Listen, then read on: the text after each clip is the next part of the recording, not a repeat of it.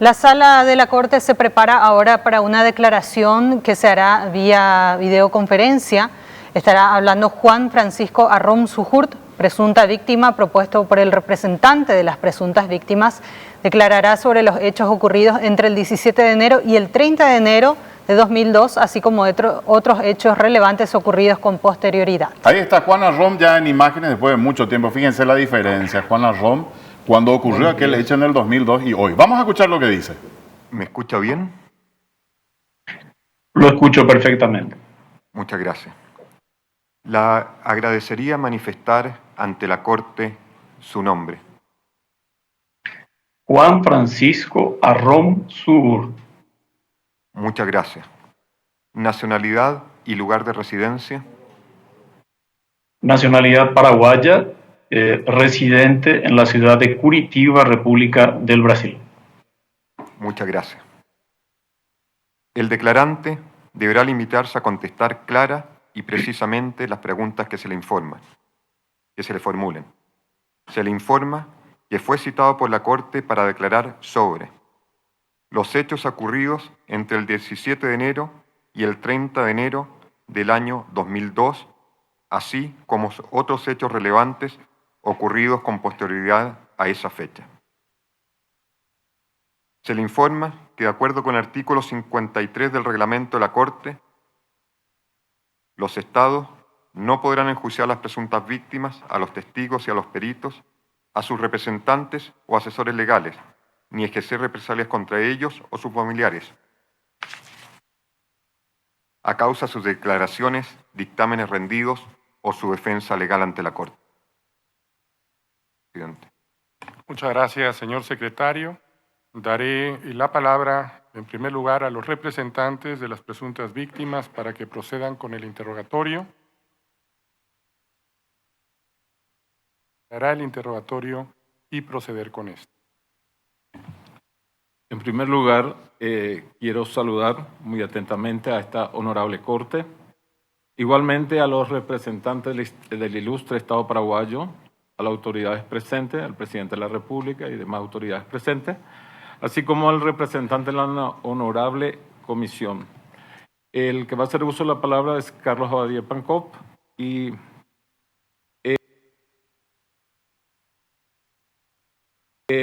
buen día, Juan Arrom. Buen día. Decime, ¿nos podés relatar todos los hechos ocurridos entre el 17 de enero al 30 de enero del año 2002?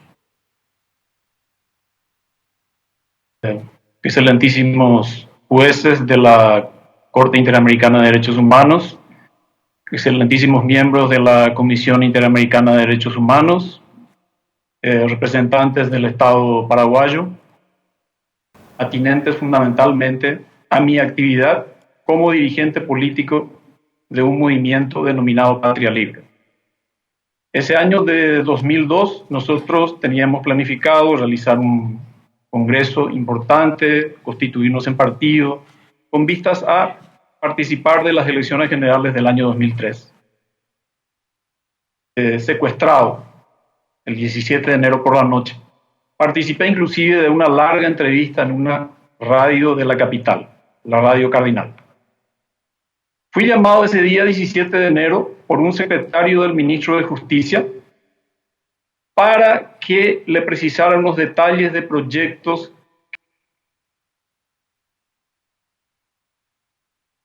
que yo realizaba en el área de la inversión para pequeñas unidades agrícolas de pequeños productores. Me llamó la atención ese llamado ese día de enero.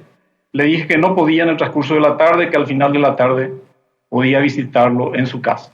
Tal es así que al final de la tarde me encuentro con mi compañero Anuncio Martí. Estábamos redactando algunos documentos en relación a la situación de los indígenas en el Chaco.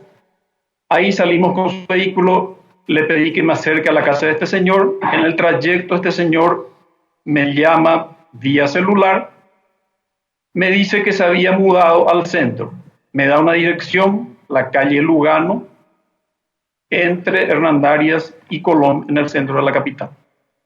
Me dice, te voy a estar esperando frente a la casa, una casa color verde clarita.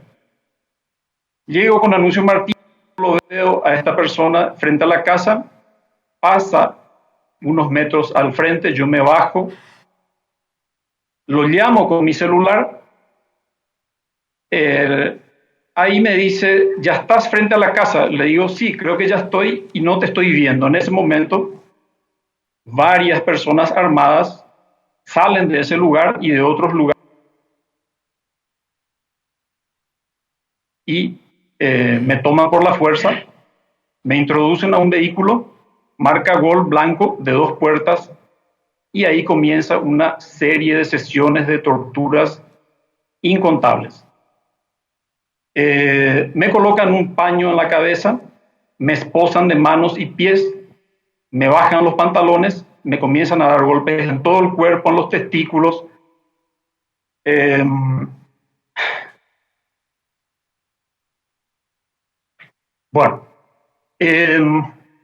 empiezan a procedimientos de asfixia con bolsas de plásticos. Esto por horas. ¿Qué me dicen cuando me capturan? Me dicen que yo tenía que tener información de una persona desaparecida, que eso formaba parte de un plan de desestabilización política del gobierno nacional, que en ese plan estaban involucrados importantes políticos de la misma facción oficial denominada oviedismo, que estaba enfrentada al gobierno,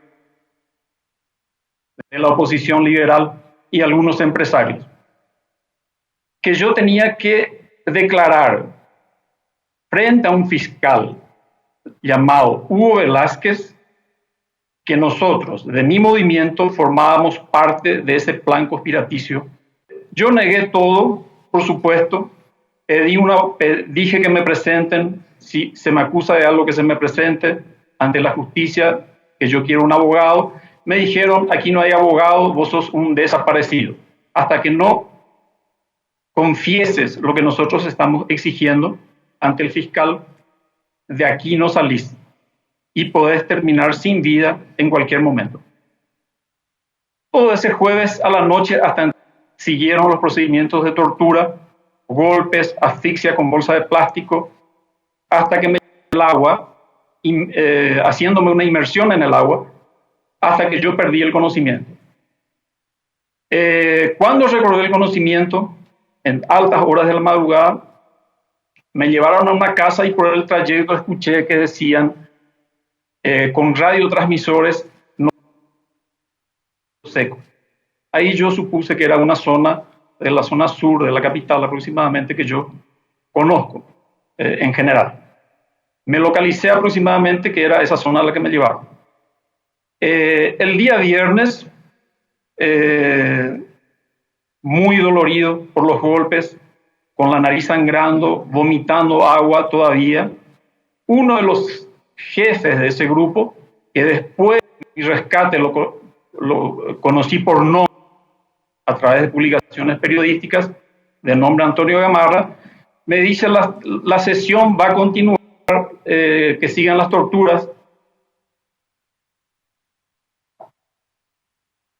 Pedí hablar con una autoridad, dije que iba a colaborar, me dijeron que podía hablar con el ministro del Interior, en ese entonces Julio Fanego. Yo dije, quiero hablar con el ministro Silvio Ferreira, porque yo lo había conocido en la época de la dictadura, militábamos en la oposición democrática. Fueron a hacer unas consultas, luego vienen y me dicen a hablar contigo. Una media hora más tarde me sacan de la casa en un auto marca Peugeot de 4 puertas. Tengo grabado eso en la memoria, nunca sale de mi mente. Me llevaron hasta un lugar cercano. En un momento dado, los hombres que me tenían dentro del auto dicen, ahí viene Casal. Yo pregunté, ¿quién es Casal? No dijeron nada, se callaron. Por el retrovisor del auto vi que era un auto, una camioneta Montero color plateado. Ferreira, el ministro, me dice, voy a hablar con con Fanego para que no te torturen más y te voy a enviar un médico. Yo le digo, yo estoy dispuesto a colaborar, pero quiero contacto con mis abogados, quiero que se sepa que estoy secuestrado, yo no puedo estar en estas condiciones. Me llevan de nuevo a la casa donde me tenían secuestrado. Al poco tiempo, un oficial de policía, al que también después de semanas de ser rescatado, semanas e inclusive meses, porque yo no había visto ninguna fotografía pública de ese oficial de policía, llamado Francisco Servillán, me trae un celular que supongo era de su propiedad y me dice, aquí te va a hablar el ministro Fanego. Vamos a mandar un equipo para que colabores y ya sabes cuáles son las condiciones y te ofrecemos salir del país si colaboras.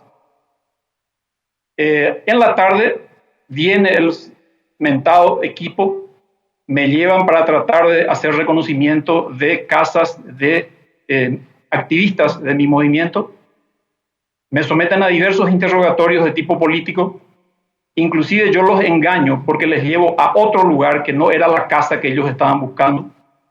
Durante toda la tarde me hicieron un interrogatorio político sobre los principios del movimiento, nuestras relaciones políticas internacionales, cuáles eran las conexiones que teníamos con el oviedismo, dónde teníamos ocultadas las armas que eran para desestabilizar al gobierno, para crear actos de desestabilización y otros detalles.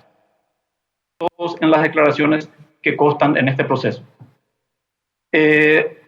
Al final de la tarde, dándose cuenta esta gente, otros brutales golpes y sesión de tortura dentro de la propia camioneta en la que me tenían. A la noche me vuelven a llevar al mismo lugar. Al día siguiente, voy a ir relatando y resumiendo rápidamente porque no me va a dar el tiempo. Al día siguiente se presenta en horas de la tarde en el mismo local donde estaba secuestrado, se presenta un médico y da una serie de recetas. El grupo que nos tenía secuestrado se preocupa por ir mejorando la imagen de las heridas que yo tenía en el cuerpo. Pasan varios días, en una noche, un lunes siguiente, nos trasladan a un lugar que yo... al día siguiente nos trasladan al tercer local donde estuvimos secuestrados y del cual fuimos rescatados. Todos los días fue la misma presión en ese último lugar donde estuvimos secuestrados, que firme o si no, no había salida, que firme lo que se me estaba exigiendo. Inclusive en un momento dado me dijeron que podían ofrecerme algún dinero y siempre la oferta de salir del país. Me negué terminantemente, llegó un momento en que exigí que se me presente ante las autoridades, me negué a comer y fui de nuevo brutalmente golpeado en la zona de la cadera. Hubo inclusive un desentendimiento entre los torturadores, tenían que acelerar la cicatrización de las heridas. Siguieron todos esos días. El día 28 de enero fuimos sacados de nuevo de la casa, junto con Anuncio Martí. Fuimos llevados a un lugar bastante lejano, nos dijeron que al día siguiente nos iban a presentar, no ocurrió tal cosa, nos volvieron a traer al mismo local donde estábamos secuestrados y del cual fuimos rescatados. Y el día miércoles 30 de enero, por la mañana, el comisario, al que después identifiqué con nombre porque yo no sabía su nombre, a veces para verificar si las heridas nuestras estaban curando, inclusive me hacían bajar el short que yo tenía para ver cómo se estaban curando las heridas. Dijeron que tal vez el viernes o el lunes nos presentaban. Eso fue el día miércoles 30 de enero. El miércoles 30 de enero.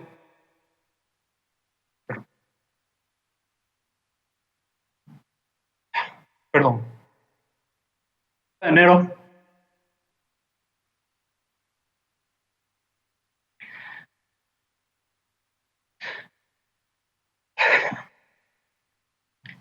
Perdón. Tranquilo. Lo escucho. No hay prisa, adelante, ¿no? Dentro del término que se tiene. Perdón. A la tarde.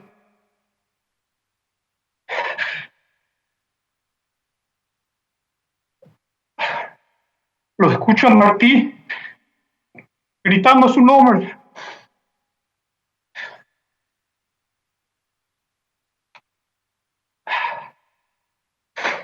Dije, Martí se volvió. Abrí la puerta, lo veo a Martí y me dice, hay periodistas afuera.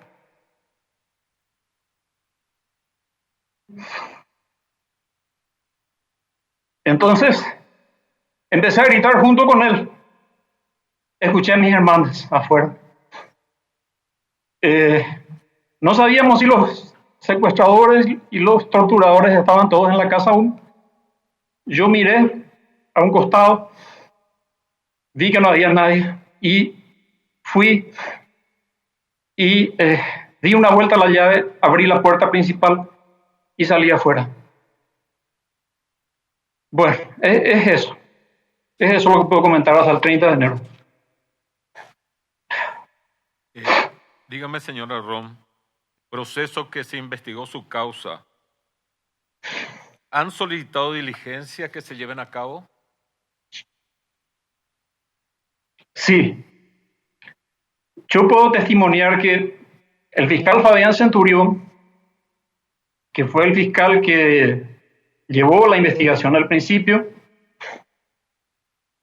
hizo algunas diligencias, inclusive se acercó a visitarme a mi domicilio, me secuestrado, sí había reconocido a personas y demás.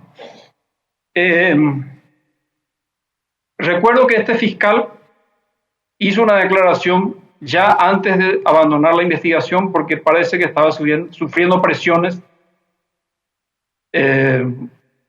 Hizo una declaración de que todos los elementos que él tenía sobre el hecho nuestro probaba que existía una práctica de terrorismo de Estado. Y eso fue publicado en un diario de gran circulación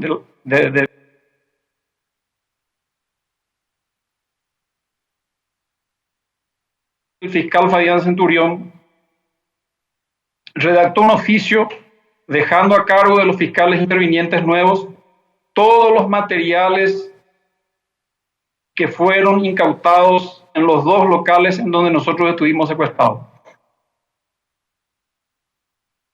De ahí en adelante, creo que la investigación no apuntó a arrimar datos y pruebas, a generar pruebas que pudiesen conducir a una investigación efectiva. Por ejemplo, cuando se hizo la reconstrucción del secuestro mío y del señor Martí en la calle Lugano, por propia voluntad varios testigos se presentaron a declarar. Eso hubiera sido una tarea del Ministerio Público, acercarse al barrio e investigar, hablar con los vecinos. La primera casa donde estuvimos secuestrados, donde toda la prensa hablaba que había rastros de sangre y rastros de pelo rubio, que seguramente eran los míos.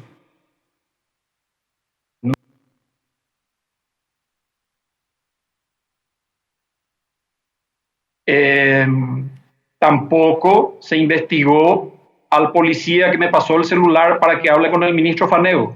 Era muy fácil hacer un control, inclusive de si ese celular perteneciente a ese policía,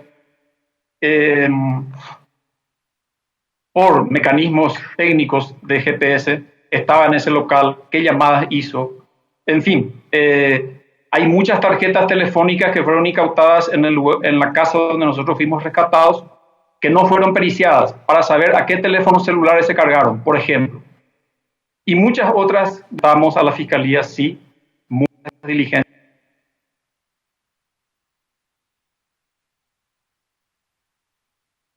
¿Puedes señalarnos si sufriste algún tipo de persecución por parte del Estado paraguayo en tu calidad de refugiado político desde diciembre del año 2003?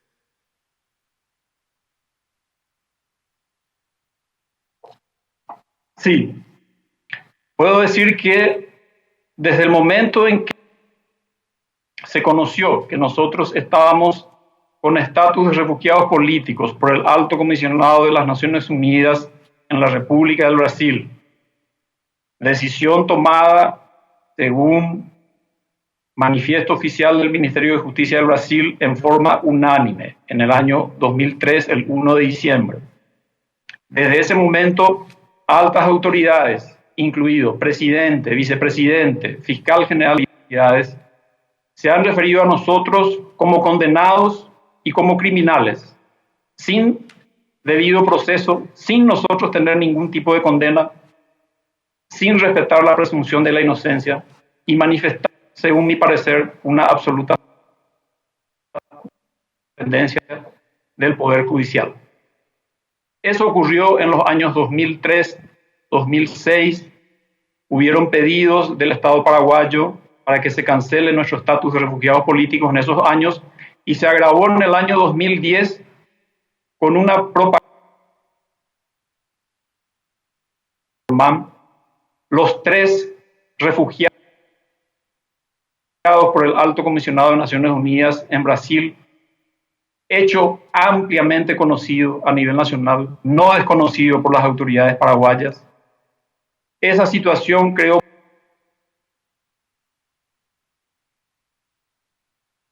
Imagínese, señor presidente de esta excelentísima Corte, lo que significa para una persona o para algunas personas y sus familias tener un Estado que está ofreciendo $100,000 por su captura y nosotros estar viviendo legalmente con residencia reconocida, domicilio fijo en la República del Brasil. Es más, en esa época, el cónsul paraguayo en la ciudad de Curitiba vivía aquí en el mismo edificio donde yo vivo.